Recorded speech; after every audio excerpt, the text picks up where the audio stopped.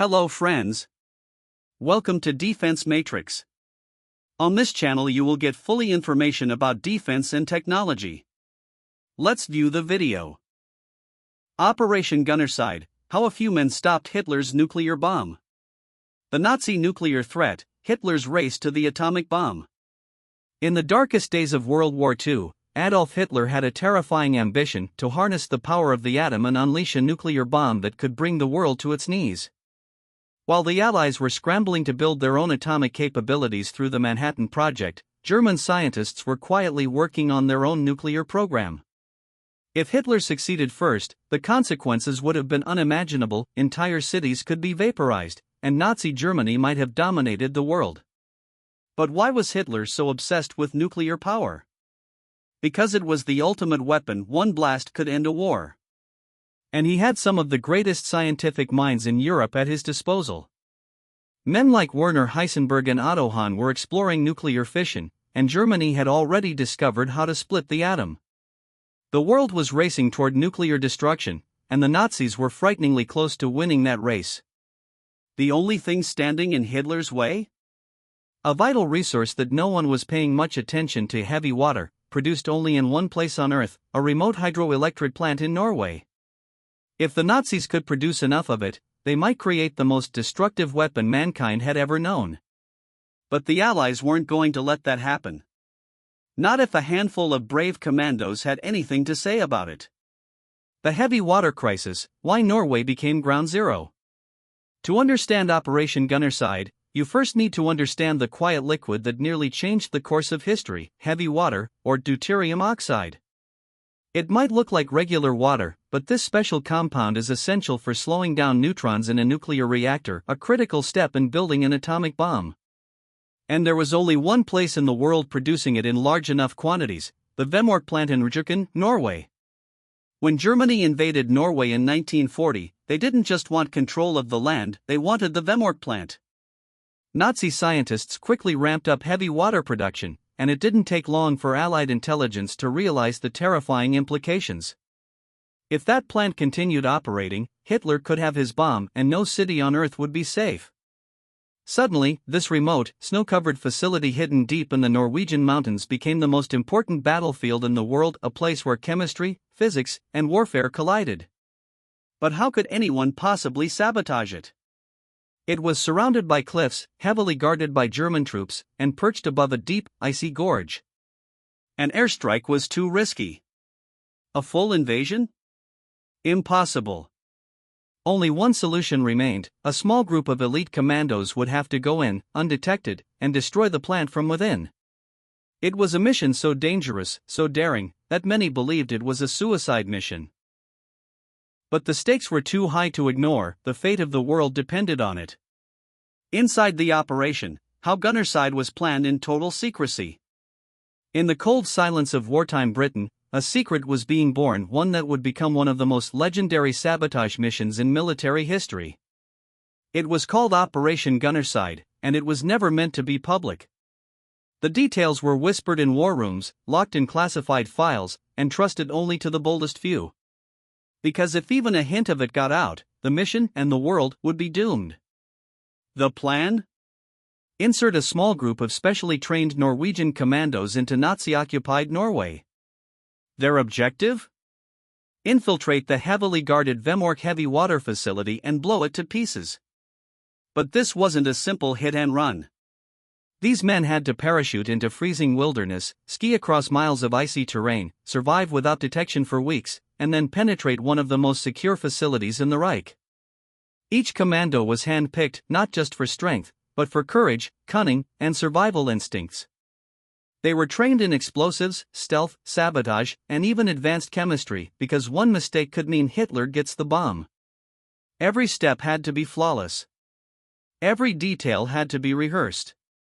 Because if they failed, there wouldn't be a second chance. Operation Gunnerside wasn't just a mission, it was a high-stakes chess move in a global war for survival. And these men weren't superheroes. They were ordinary Norwegians, skiers, farmers, engineers, armed with extraordinary bravery and a deep love for their country. And as the night of the operation approached, the world unknowingly held its breath. The Saboteurs strike, the night that changed World War II. It was February 27, 1943. The skies above Norway were black. The wind howled through the icy gorge beneath the Vemork facility.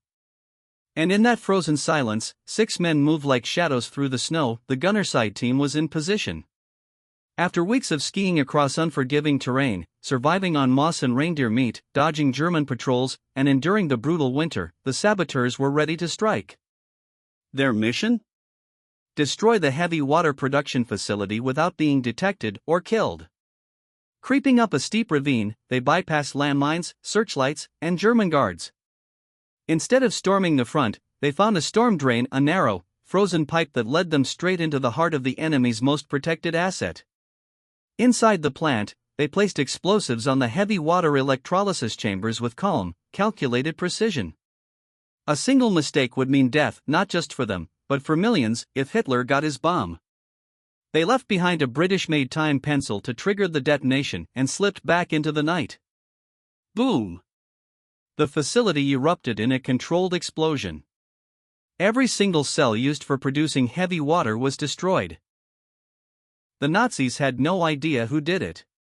There were no bodies, no firefight, just silence and wreckage. The saboteurs vanished into the snow as if ghosts had struck. The mission was a masterclass in stealth, sabotage, and courage. And for the first time, Hitler's nuclear ambitions were dealt a serious blow. The war wasn't over, but the tide had started to turn. Gunnerside wasn't just a successful mission. It was a surgical strike that changed the course of history, a moment where a handful of brave men stood in the path of global annihilation and said, "Not today." The aftermath: how one attack crippled Hitler's nuclear ambitions. The explosion at Vemork sent shockwaves through the Nazi high command. The sabotage had destroyed the core of their heavy water production, and with it, the heart of Germany's nuclear dreams. But what made Operation Gunnerside truly legendary was what happened next, the chain reaction it triggered across Europe. As Hitler's scientists scrambled to repair the facility, Allied intelligence remained relentless. The saboteurs weren't finished. They monitored the Nazis' every move, intercepting reports and observing as the Germans tried to transport what little heavy water remained to Germany. That's when the Allies made another bold decision. As the shipment crossed a Norwegian lake aboard the ferry Hydro, Allied operatives struck again. They planted explosives on the vessel, sinking it and ensuring the last barrels of heavy water would never reach German labs. Germany's nuclear program never recovered. Starved of heavy water and plagued by internal doubts, delays, and poor coordination, the Nazis fell behind. Meanwhile, the United States surged ahead with the Manhattan Project. When the world's first atomic bombs exploded, it wasn't in Berlin, it was in New Mexico.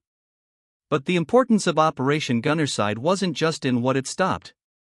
It redefined what a small, elite team could do behind enemy lines. It proved that technology could be disrupted by courage, that the mightiest ambitions could be undone by well-placed explosives, and it set the gold standard for modern special operations. To this day, military strategists study the mission in awe. It was surgical. It was silent.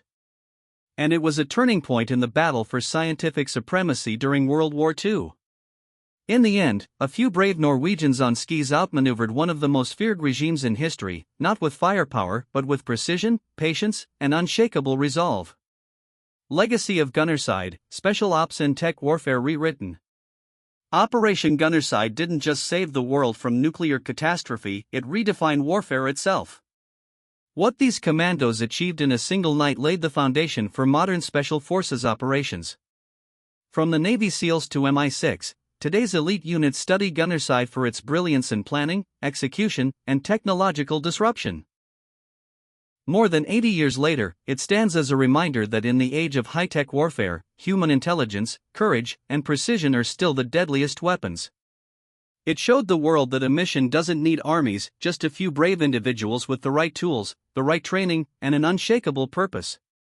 In the battle between tyranny and freedom, Gunnerside proved that even the smallest spark can halt the most devastating storm. Thanks for watching. Subscribe our channel Defense Matrix for more interesting and knowledgeful videos.